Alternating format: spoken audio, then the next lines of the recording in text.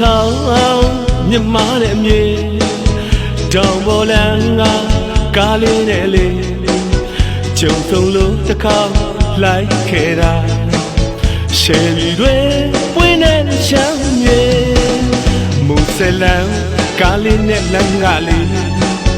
ဒီလိုနဲ့ရောက်ခဲ့တဲ့ချမ်းသာနေဒီစင်ပါမို့မြူနေမြဝေမူဆက်စီကချမ်းကောက်ဆွဲလေး